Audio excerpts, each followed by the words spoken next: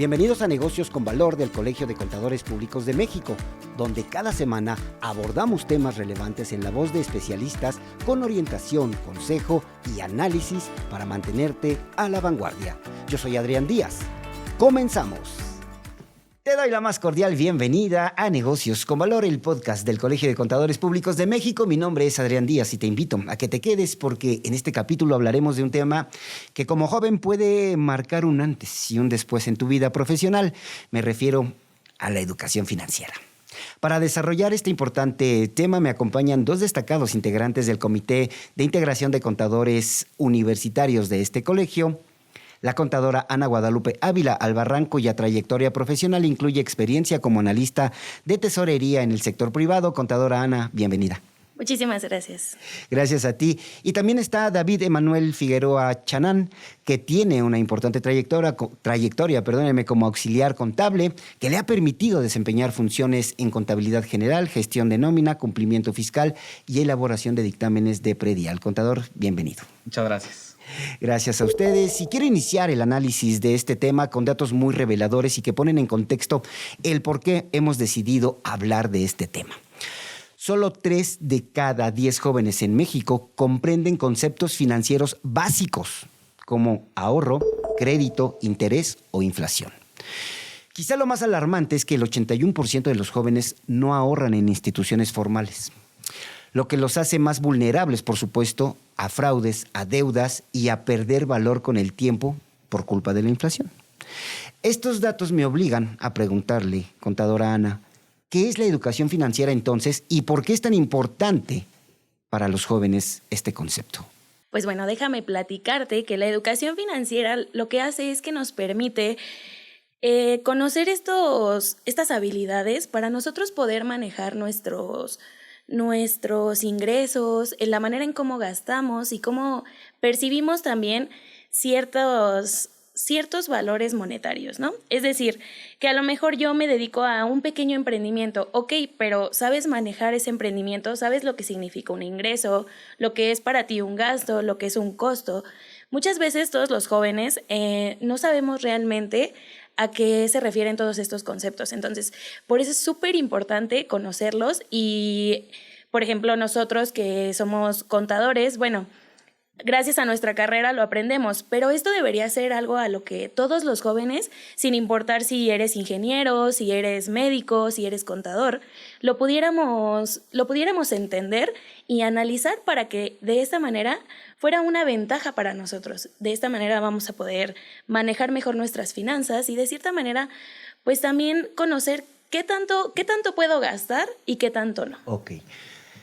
A ver, David. La contadora Ana acaba de dar un punto sumamente importante, ¿no? Los jóvenes, cuando se suman, ¿no?, a la fuerza laboral, la verdad es que lo hacen a ciegas, ¿no?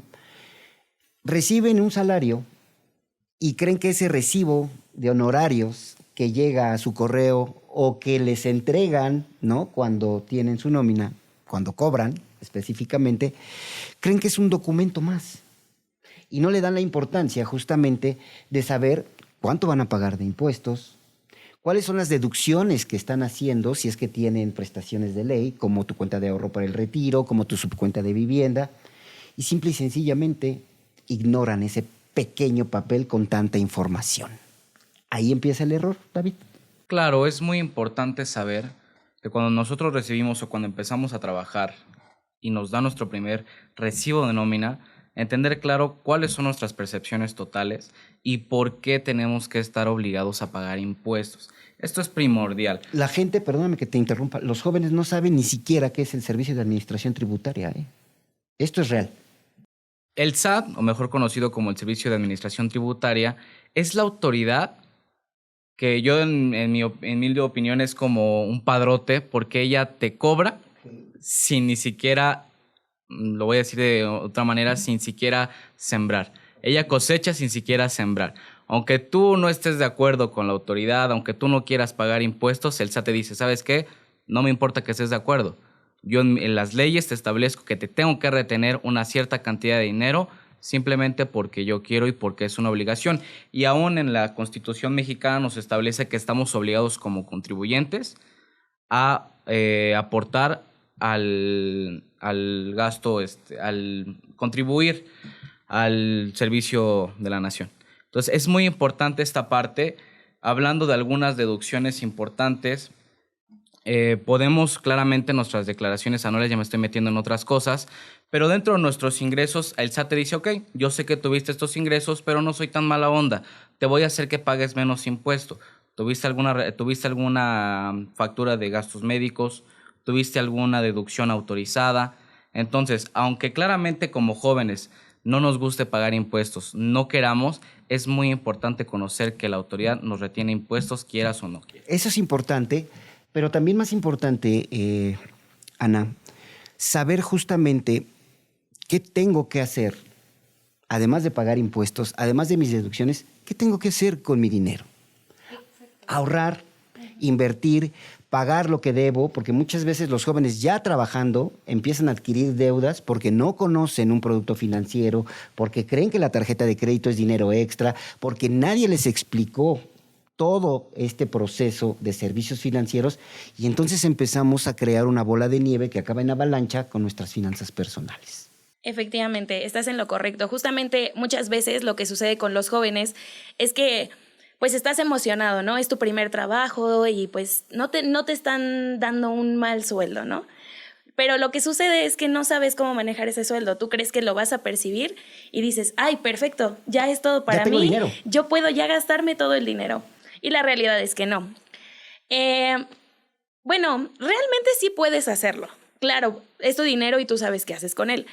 Pero lo ideal sería que eso, una parte lo usaras para ahorrarlo, una parte para invertirlo y otra parte, pues sí, para tus gustos, pero sobre todo, y es muy importante no olvidar las necesidades que tenemos. Porque muchas veces justo al momento de, ay, bueno, quincenalmente percibo 3,000 pesos, ok, pues ya esos 3,000 pesos me los voy a gastar. Y luego, y tus necesidades, tu comida, o sea, digo, nosotros como jóvenes en el mundo ideal, pues todavía percibiríamos, ¿no? De nuestros padres a pesar de estar trabajando y todo. Sin embargo, pues de todas maneras hay cosas que a lo mejor a mí me gustaría comprarme esto de ropa o esto y el otro. Y ahí es donde entra esta parte de, ok, pero ¿qué tanto puedo gastar? ¿Qué tanto puedo yo ahorrar? ¿Qué tanto? Es decir, tenemos que tener una conciencia de que no todo lo que percibimos lo podemos gastar. Eso me gusta, pero vamos a entrar a conceptos entonces para que los jóvenes que nos están viendo y escuchando empiecen a entender la importancia de estas palabras que no conocen o que no aplican. ¿Sale? Ahorro. Vamos a definir ahorro brevemente. El ahorro es una parte de tu dinero que no se gasta y que está destinado a una meta en particular. Hay diferentes tipos de ahorro para alcanzar una meta, para alcanzar un viaje, para alcanzar alguna necesidad personal, y hay otro tipo de ahorro que es muy importante y que deberíamos de estar informados acerca de esto, que es el ahorro para el retiro.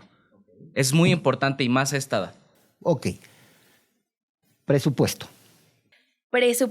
El presupuesto es la parte que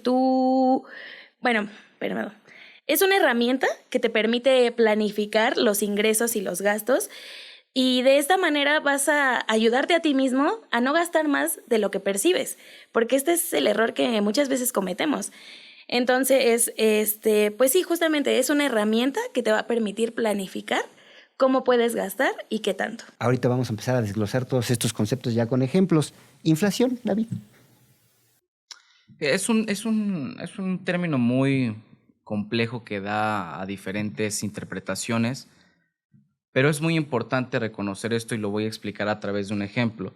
Si tú estás, y justamente antes de empezar el podcast lo platicábamos, si nosotros dejamos nuestro dinero, lo ahorramos, lo dejamos ahí abajo del colchón, ahí en una cuenta, ¿qué es lo que va a pasar? Que a la larga la inflación va a deteriorar ese dinero, porque la inflación año con año crece y lo cual, ¿qué es lo que pasa? Crece la inflación y se va devaluando un poco la moneda. Entonces, por ejemplo, yo ahorro durante 5 años, yo tengo 20,000 pesos.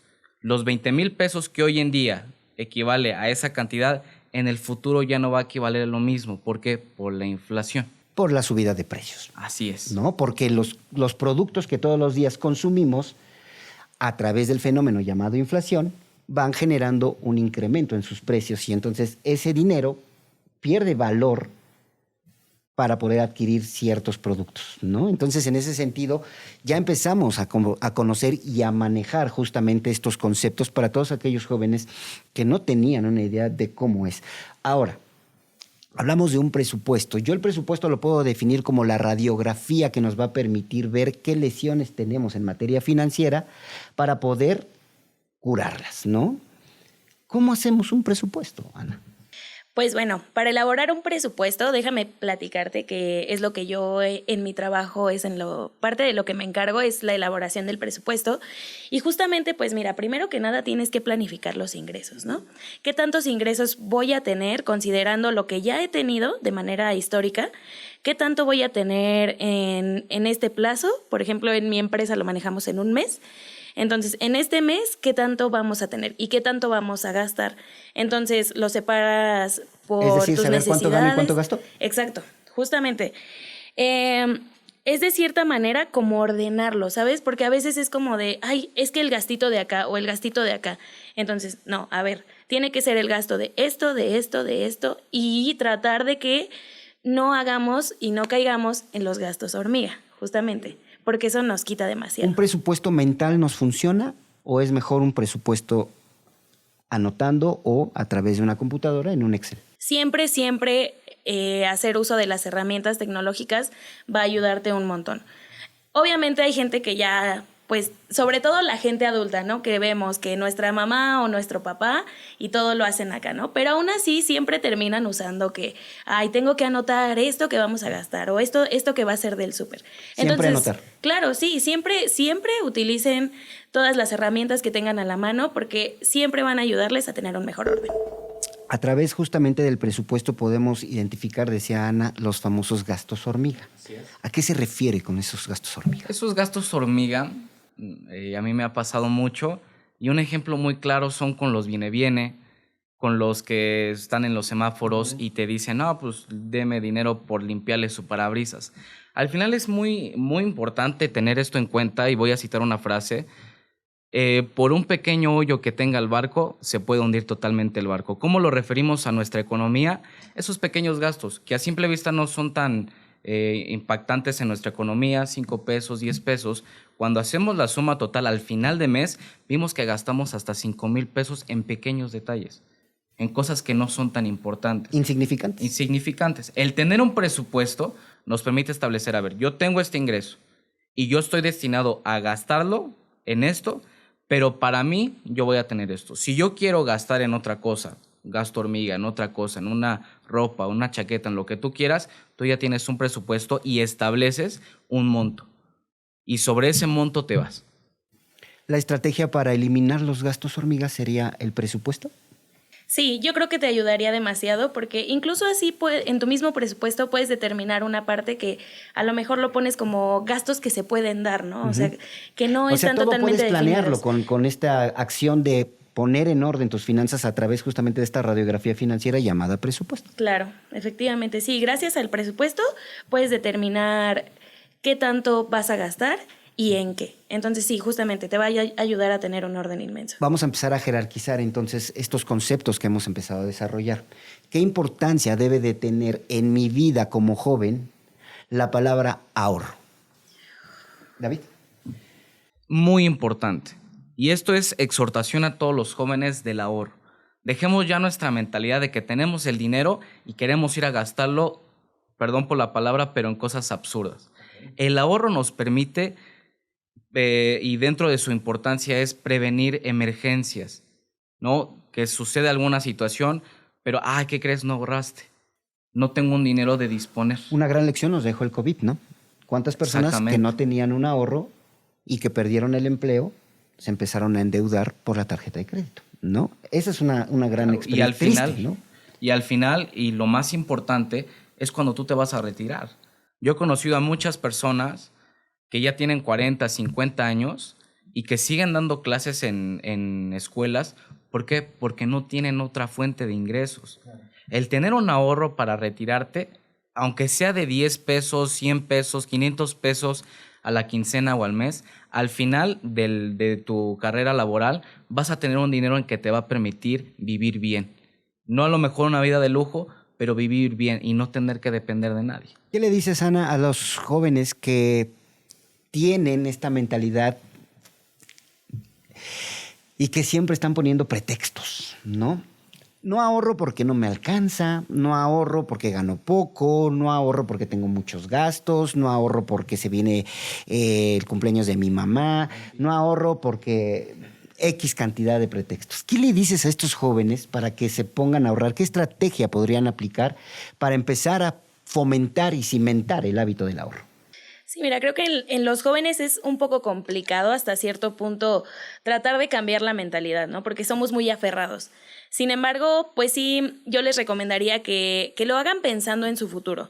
Al final de cuentas, piénsenlo como que al final, pues, los únicos perjudicados vamos a ser nosotros mismos. Yo tenía mucho también esa mentalidad de, es que no ahorro porque tengo muchos gastos, no me alcanza, etcétera, ¿no? Pero la realidad es que nosotros como jóvenes ahorita ya tenemos una gran desventaja. Y es que nosotros ya no vamos a tener una pensión como tal. Exacto, lo que decía David, perdóname que te interrumpa. Sí, tenemos una cuenta de ahorro para el retiro que si no la atendemos, no vamos a tener el dinero suficiente al momento de nuestro retiro para poder mantener o mejorar nuestro nivel o calidad de vida, ¿no? Exacto, y pueden pensarlo como ok, voy a trabajar todos estos años y voy a ahorrar para yo en el futuro no tener que preocuparme por nada. Porque puede que ahorita tengas momentos de felicidad, pero son momentos que son fugaces, por así decirlo. Y la verdad es que el descanso lo vas a tener después de todos estos años de trabajo. Y pues es cuando debes de disfrutar la vida realmente. Yo creo que una manera importante de poder empezar a ahorrar es haciéndolo de manera constante con pocas cantidades de dinero. ¿A qué me refiero? 5 pesos diarios empezarían a tener o a formar este hábito en tu mente de guardar dinero, ¿no? Y empiezas a ver el poder que tiene el ahorro con el paso del tiempo. Y en ese sentido, empiezas a darte cuenta que sí puedes ahorrar y que sí tienes la capacidad de hacerlo gotita tras gotita, tras gotita y no chorro que derrame el vaso, ¿no? Entonces, en ese sentido, así podríamos empezar a ahorrar poquito a poquito.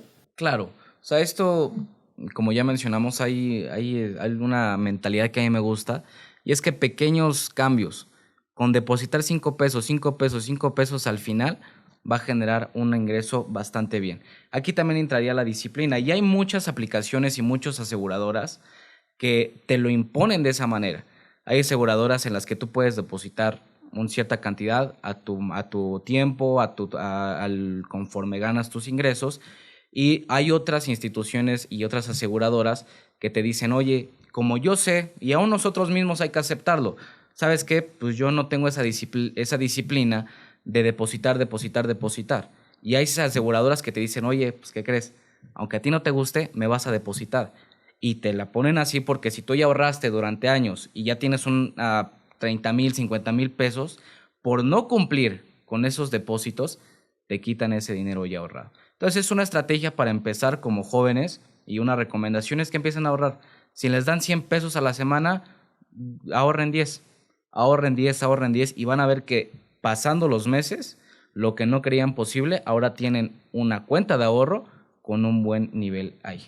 Lo que dice David tiene una gran cantidad de verdad, ¿no? Los jóvenes son distraídos, indisciplinados, creen que lo más importante es ir al antro, a comprarse los tenis de moda, ¿no? El cafecito, todas estas cuestiones. Pero también la tecnología nos ayuda, ¿no? Hoy existen aplicaciones, incluso las aplicaciones de los bancos, donde recibes tu nómina, ya te permiten hacer un ahorro constante de manera automática sin que tú te des cuenta, ¿cierto? Sí, claro. Incluso, mira, todo es cosa de que nosotros como jóvenes nos demos la oportunidad de investigar.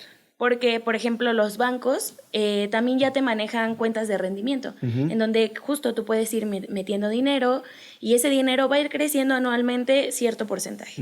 Entonces, si a lo mejor habías metido 10 pesos, pues a lo mejor para final de año ya vas a tener 12 pesos.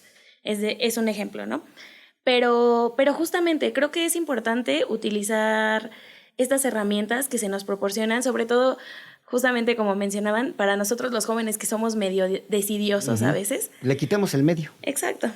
Entonces, pues sí es una manera impresionante y muy buena de empezar a ahorrar. Por supuesto, a través de la tecnología también, mi querido David, pasamos a un término que desafortunadamente solamente 2 de cada 10 mexicanos tienen actualmente, y es el hecho de poner a trabajar nuestro dinero a través de una inversión formal. Qué buena planteamiento pones, mi estimado Adrián. Hay que tener en cuenta que las inversiones a veces para nosotros como jóvenes se nos hace complicada por la falta de información.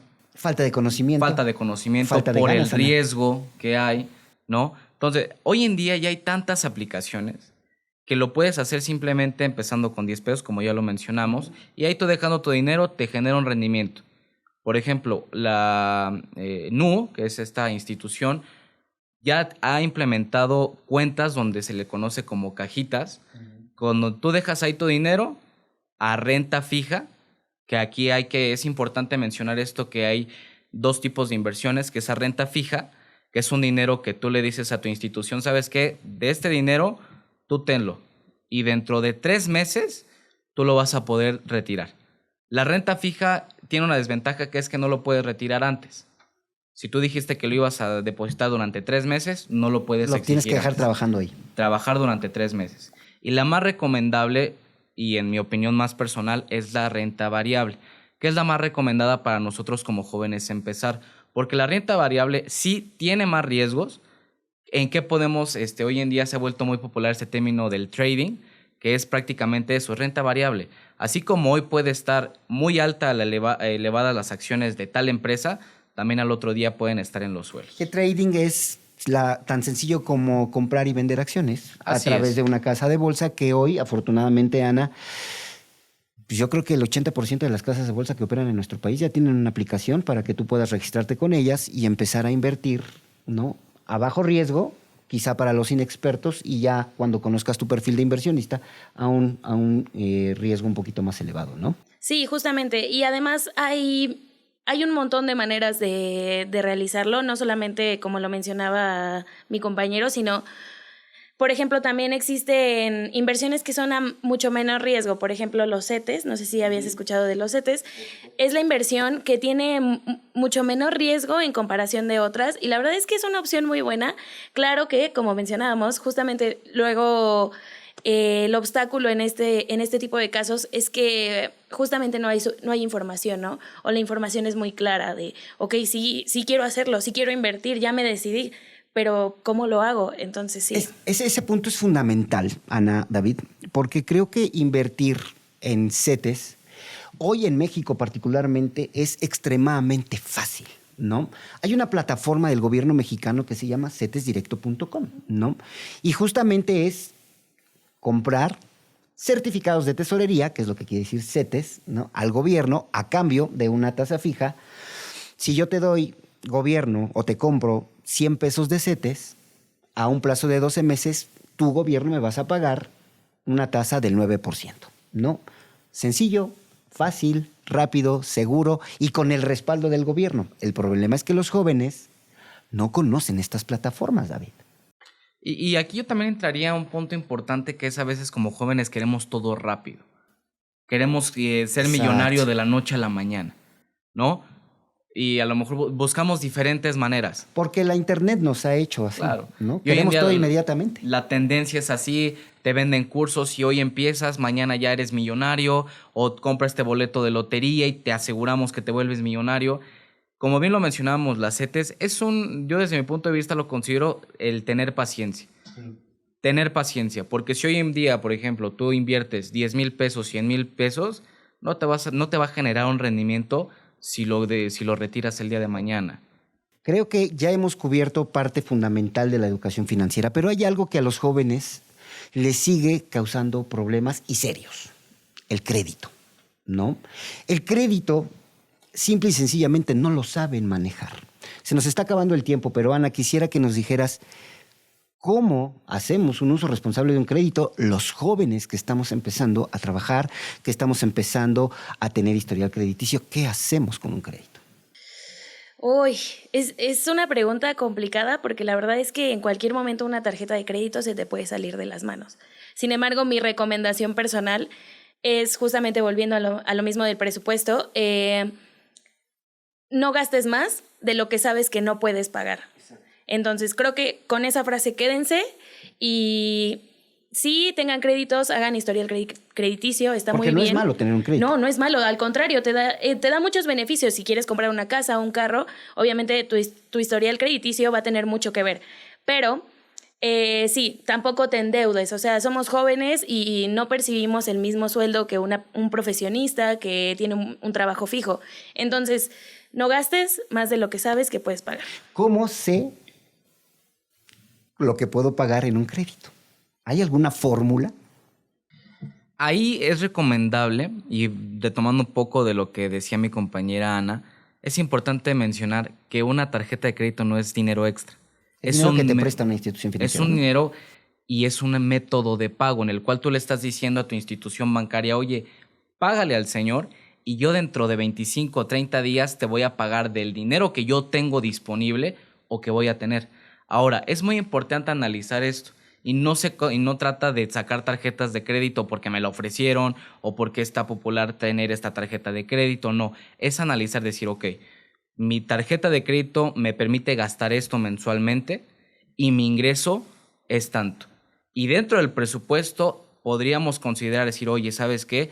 Yo no tengo la capacidad ahorita de gastarme todo mi tarjeta de crédito y pagarlo, pero sí puedo usarla. Y como bien decía mi compañera Ana, si nosotros pagamos a tiempo nuestra tarjeta, evitando pagos mínimos para evitar intereses, nos pueden brindar más crédito, nos pueden brindar aún créditos mayores hasta aún para una casa. Hay una cosa en las tarjetas de crédito y en cualquier préstamo que se llama línea de crédito, ¿no? El tope máximo que te podemos prestar. Si no rebasa el 30% de tu salario, creo que puede ser algo fundamental para que lo puedas cubrir, ¿no? ¿Por qué? Porque evidentemente en tu presupuesto tendrás gastos, ¿no? Tendrás compromisos, tendrás ahorro y tendrás inversiones. Entonces, ya hemos aprendido justamente cómo a través de la educación financiera, a través de estos sencillos pasos, los jóvenes pueden empezar a tener un orden financiero en cuestión de sus dineros, de sus salarios y cómo poder ir en el camino del orden